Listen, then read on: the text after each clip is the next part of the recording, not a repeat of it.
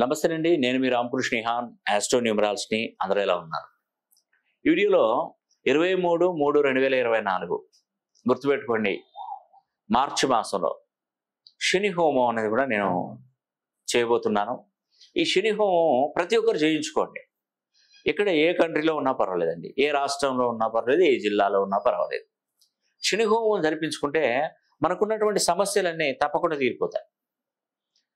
ఒకటేనండి, మనం ఉదయం లేవగానే మనం కోరుకోవాల్సింది ఏంటంటే ఆరోగ్యం కాపాడాలి, ఆరోగ్యాన్ని కాపాడండి భగవంతుడు అని ఆ భగవంతుని వేడుకోవాలి.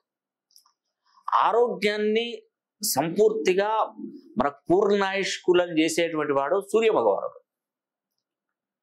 ఈ రోజులలో రెండే రెండు కావాలి, ఒకటి ఆరోగ్యం కావాలి, ఒకటి అభివృద్ధి కావాలి. అది విద్యలో అభివృద్ధి కానీ, వ్యాపారంలో అభివృద్ధి కానీ, ఏదైనా కానివ్వండి, అభివృద్ధి కావాలి మనకి. ఆరోగ్యాన్ని ప్రసాదించేటువంటి వాడు సూర్య భగవానుడు అయితే, అభివృద్ధిని కలిగించేటువంటి వాడు శనీశ్వరుడు.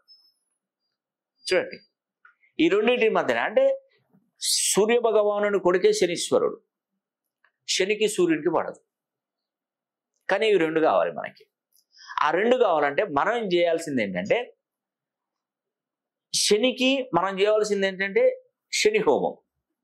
అది మనం ఇక్కడ గమనించండి, ఒక సిస్టమ్ ఏంటంటే, ఒక వస్త్రాన్ని తీసుకొని తెల్ల ఆవాలు, తెలుపు ఆవాలు ముడివేసి, నల్ల నువ్వులు ఒక దాంట్లో వేస్తే సూర్యుడు శనీశ్వరుడు మన చక్కగా పక్కపక్కకే ఉంటారు. వాళ్ళని ఏకం చేసి దునిలో వేయాలి, అంటే హోమంలో కాల్చాలి. తద్వారా ఏంటంటే ఇటు భగవానుని అనుగ్రహం కలుగుతుంది, ఇటు అభివృద్ధి అనేది కూడా వ్యాపారంలో కానీ, ఉద్యోగం, చదువే కానీ, ఏదైనా అభివృద్ధి అనేది కూడా మనకు తప్పకుండా కలుగుతుంది. కాబట్టి ఈ రెండింటిని మనం ఏకం చేసి దునిలో వేస్తున్నాం కాబట్టి ఇటు సూర్యభగవానుని అనుగ్రహం, ఇటు శనీశ్వరుని కూడా అనుగ్రహం కూడా కలుగుతుంది.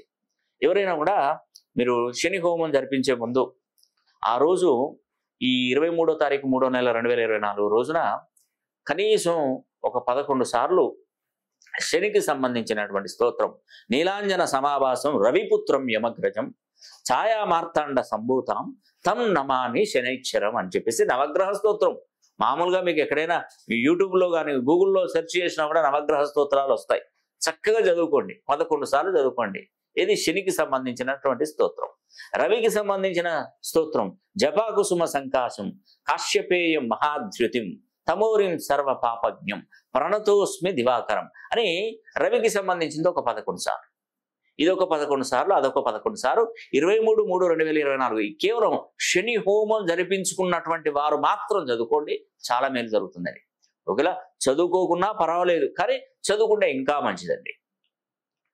ఈ రెండు కంఠస్థం చేయాలి. ఈ రెండు నవగ్రహ స్తోత్రాలు ఎప్పుడు మనం మనసులో ఎప్పుడు కూడా కంఠస్థం చేస్తూనే ఉండాలి. ఏదైనా ఆపదలు వచ్చినా కూడా ఈ రెండు స్తోత్రాలు చదువుతూ ఉంటే మనకు మేలు జరుగుతుందండి. ఇటు విద్యాపరంగా, ఉద్యోగపరంగా, వ్యాపారపరంగా అన్నింటా ముందుండాలంటే ఫస్ట్ మనం చేయవలసింది శని హోమం. ఆ శని హోమం కుంభరాశిలోకి శనీశ్వరుడు 30 సంవత్సరాల తర్వాత అడుగుపెట్టాడు.